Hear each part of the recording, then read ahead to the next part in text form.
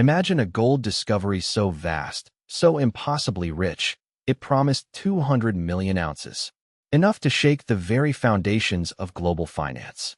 A find that could have been the largest in history, representing nearly 8% of the world's entire gold supply. Now, imagine it was all a lie. Every single ounce. A phantom in the jungle, conjured from dust and deception. This isn't just a story of greed. It's a chilling exposé of a secret everyone missed, a hidden advantage exploited by a few that wiped out billions. This is the story of Bre-X Minerals, a Canadian junior mining company that rose from obscurity to a $6 billion titan, only to vanish into thin air. How did they convince Wall Street, seasoned investors, and even rival mining giants that they'd struck the mother lode in the remote Indonesian jungle? What dark alchemy turned worthless rock into a golden dream, and then back again? We're peeling back the layers of the Bre-X scandal, revealing the meticulous fraud, the sheer audacity, and the fatal flaws that allowed a lie of unprecedented scale to flourish. Our story begins in 1989 with David Walsh, a man whose career had seen more downs than ups, even facing personal bankruptcy. In 1993, on the tip from geologist John Felderhoff, Walsh set his sights on Busong, a remote corner of Borneo, Indonesia. Early tests. Nothing. Just barren ground. The license was almost abandoned.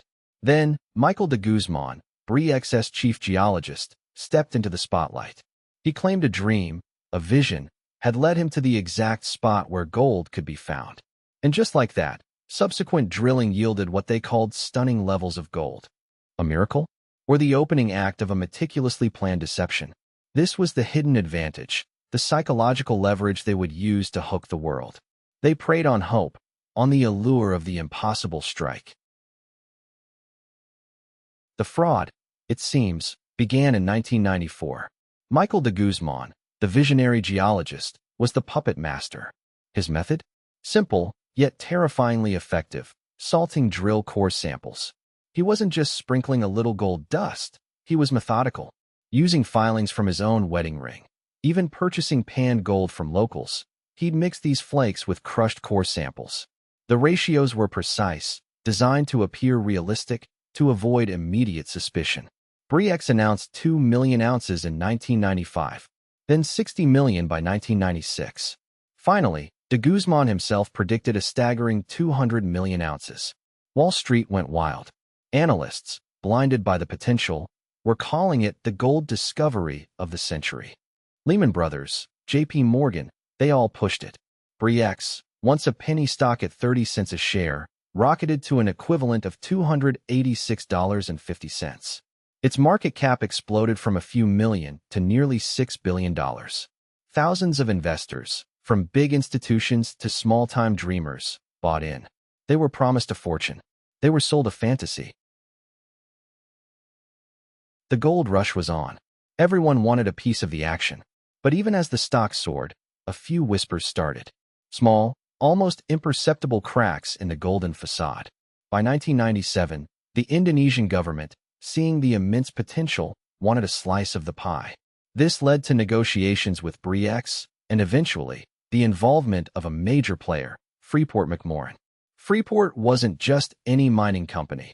They were one of the most respected names in the industry, known for their rigorous due diligence. Their entry was initially seen as a massive vote of confidence, proof that Bre-X's claims were real. The market cheered.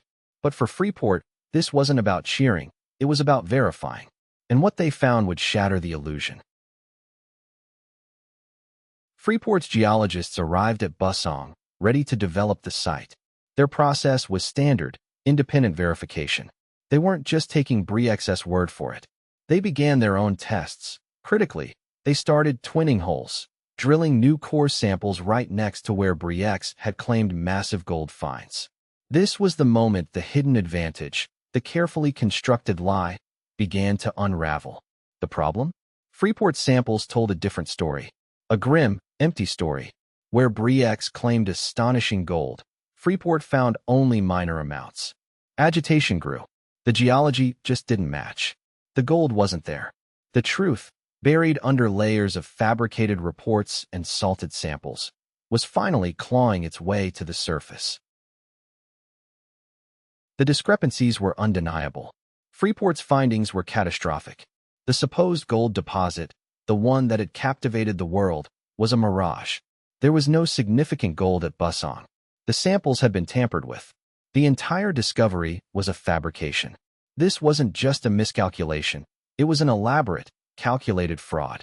The solution to this mounting problem for Bre-X masterminds? Desperation. Pure, unadulterated desperation.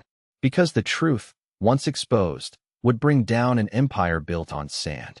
And some secrets, once revealed, carried deadly consequences. The clock was ticking. The jig was almost up.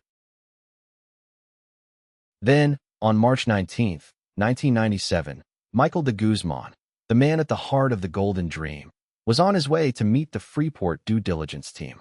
He never made it. He mysteriously fell to his death from a helicopter, plunging into the dense Indonesian jungle below. Police ruled it a suicide. But was it? Or was it a desperate attempt to silence the architect of the fraud before he could talk?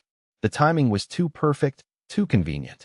His death only intensified the suspicions, fueling the investigation. With de Guzman gone, the floodgates opened. The truth, brutal and unforgiving, was about to be unleashed. The world was about to learn the secret behind Bre-X's hidden advantage. It was all a lie.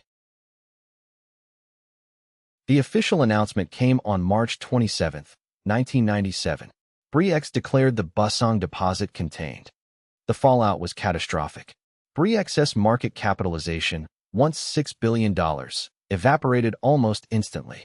Thousands of investors, from pension funds to individual savers, watched their life savings vanish. The dream of easy riches turned into a nightmare of devastating loss. David Walsh, the founder, maintained he was a victim, dying of a brain aneurysm in 1998 before any charges could stick. John Felderhoff, the VP of Exploration, was acquitted of fraud charges in 2007, despite having sold off options worth $100 million. In the end, despite billions lost and lives ruined, no one was ever criminally convicted for the Bre-X fraud. The architects of this grand deception walked free or escaped accountability through death.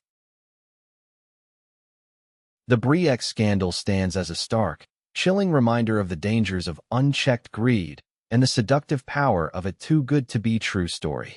It exposed the vulnerabilities of financial markets, the pitfalls of speculative investment, and the critical need for independent verification. But from the ashes of this colossal fraud, something positive did emerge. Canada, shaken by the scandal, introduced National Instrument 43-101 in 2001. This new regulation mandated standardized disclosure and independent verification of mineral resource estimates, a direct response to Bre-X. It was a dark lesson, learned at an unimaginable cost, but one that forever changed how mining claims are evaluated and reported. It's a testament to the fact that even in the deepest shadows of deception, regulations can emerge to protect us from the next phantom gold mine.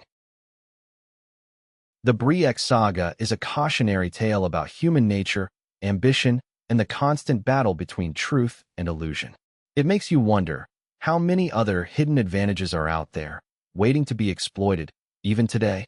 What do you think was the biggest mistake investors made in trusting Bre-X? Let me know in the comments below. And if you're hungry for more stories of financial deception and the secrets Wall Street doesn't want you to uncover, make sure you watch our next deep dive into another shocking corporate scandal right here.